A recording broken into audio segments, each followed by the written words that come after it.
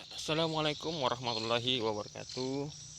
Selamat siang dan salam sejahtera buat kita semua. Apa kabar buat anak-anakku sekalian, para siswa kelas 10 pada siang hari ini. Pada kesempatan ini saya akan menjelaskan bagaimana peran kimia dalam kehidupan kita sehari-hari.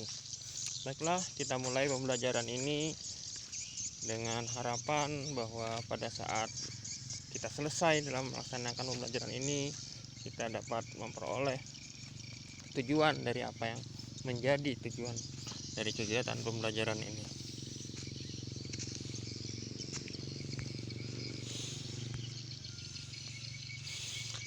Bahan apa sajakah yang terkandung dalam cat minyak? Tentu ini akan menjadi pikiran kita semua bahwa ada apa sebenarnya yang terjadi, atau apa saja yang ada, bahan-bahan yang ada di dalam, yang terkandung di dalam cat minyak tersebut.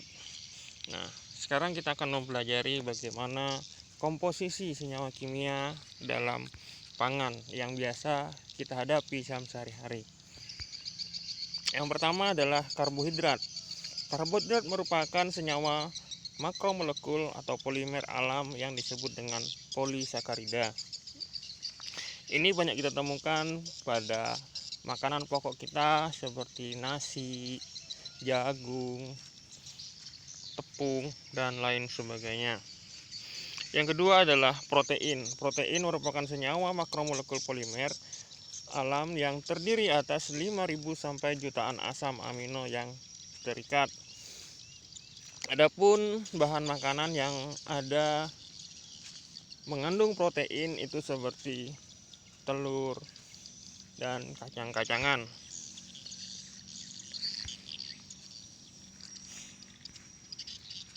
Selanjutnya adalah lemak. Lemak merupakan bahan pangan yang berkalori tinggi dan kelebihan lemak akan disimpan sebagai cadangan makanan.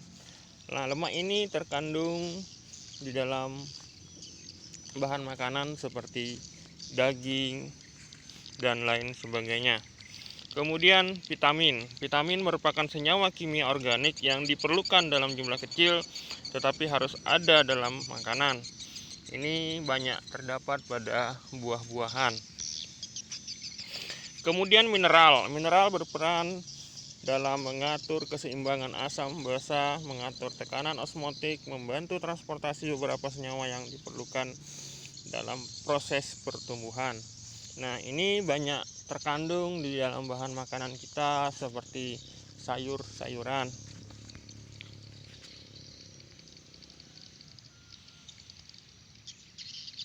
Kemudian serat. Serat dalam makanan berperan menurunkan kadar kolesterol dan memudahkan buang air besar. Nah, adapun serat ini banyak terkandung juga di dalam bahan makanan kita, yaitu pada buah-buahan dan kacang-kacangan. Kemudian air. Air berperan dalam mempertahankan konsentrasi ion, hidrogen, konsentrasi elektrolit, tekanan osmotik, suhu dan keseimbangan di dalam tubuh kita. Tentu kita tahu bahwa air ini sangat berlimpah di lingkungan kita, dan mudah-mudahan juga anak-anakku sekalian bahwa di lingkungan kita juga tidak kekurangan air yang merupakan sumber dari kehidupan kita.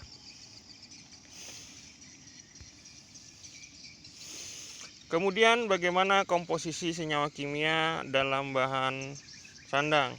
Yang pertama adalah serat alam. Serat alam ini contohnya adalah kapas. Kapas dapat digunakan dalam pembuatan atau bahan baku dalam pembuatan pakaian atau kain. Contohnya adalah sutra. Nah, sutra juga banyak digunakan sebagai bahan dari pembuatan kain atau pakaian jadi.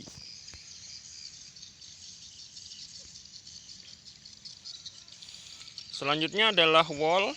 Wol ini diambil dari bulu-bulu binatang, khususnya adalah domba, dan dijadikan sebagai benang wol yang pada akhirnya juga akan dijadikan sebagai bahan dari pakaian.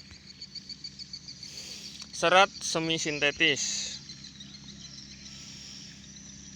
Contohnya adalah rayon, ya.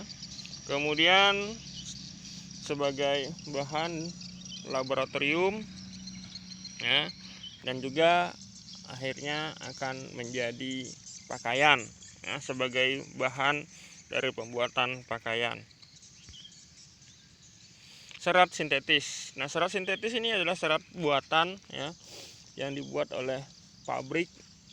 Contohnya adalah poliamida, ya, diamina, asam dikarboksilat, poliester, asam tertaplatat, ya, etilen glikol.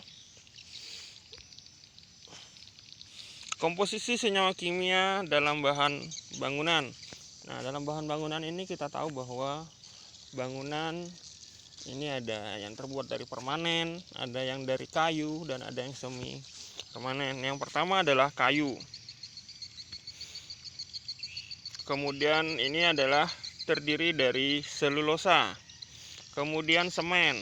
Semen ini terbuat dari trikalsium silikat, dikalsium silikat, kalsium aluminat, tetrakalsium aluminoperat, kalsium oksida, silikon dioksida, aluminium oksida, dan besi 3 oksida. Cat. Cat ini merupakan kandungan atau terkandung di dalamnya adalah kalsium karbonat, titanium dioksida, PPAC, kaolin, pigmen, pine oil, dan air. Kemudian kaca. Kaca ini terkandung di dalamnya seperti pasir kuarsa, soda abu, felspar, boraks. Kemudian pipa paralon. Ini terdiri dari PVC atau polivinyl klorida. Kimia yang berkaitan dengan perdagangan. Nah, tentu di dalam dunia perdagangan kita juga sering kita temukan bahan-bahan kimia. Yang pertama adalah bahan logam, ya, seperti besi, tembaga, aluminium. Nah, kemudian bahan polimer ini sering sekali dalam kehidupan kita, seperti plastik, ya. Ini sangat erat sekali dengan kehidupan kita. Kemudian bahan kimia. Nah, bahan kimia ini sering memang digunakan pada pelaksanaan praktikum di laboratorium atau penelitian di laboratorium. Tapi juga banyak digunakan di dalam kegiatan-kegiatan industri. Kimia berkaitan dengan seni dan estetika. Pertama adalah kertas, ya, ini terbuat dari polimer selulosa, klor, kemudian kain kanvas, serat tumbuhan, klor, cat, ya, ini cat lukis, ya. Ini juga terdiri dari PVC, ya, polivinil akrilik, dan latex.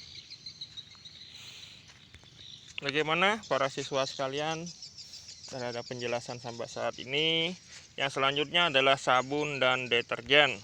Sabun juga dalam kehidupan kita sehari-hari sangat dekat, ya, sebagai alat pembersih dari tubuh kita maupun dari apa yang ada di lingkungan kita. Ini terbuat dari lemak atau minyak.